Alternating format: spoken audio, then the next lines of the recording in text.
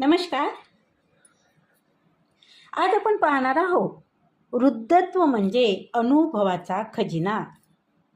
चला तर मग आपण वयस्क झालो की शरीर आणि मनाची काळजी घेणे खूप महत्त्वाचं असते.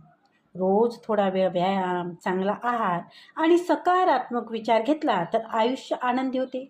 एकटेपणा दूर करण्यासाठी मित्र, नातलग यांच्याशी संवाद ठेवा आणि लक्षात ठेवा, वृद्धापकाळ हे ओझ नाही तर जीवनाच्या अनुभवांनी भरलेला एक सुंदर टप्पा आहे.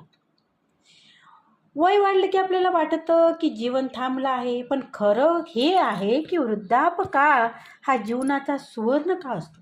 या वयात आपल्याकडे एक अनुभवाचा खजिना असतो. फक्त थोडीशी शरीराची आणि मनाची काळजी घेणे खूप गरजेचं आहे.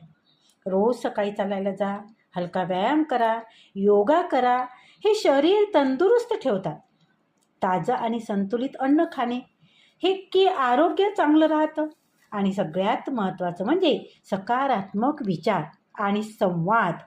मुलं, नातवंड, मित्र, नातेवाईक यांच्याशी बोलत राहिलं की एकटेपणा दूर होतो. आणि वृद्धापकाळाला ओझं समजू नका, कारण हेच ते वय आहे ज्यात तुम्ही तुमचे अनुभव पुढच्या पिढीला देऊ शकता.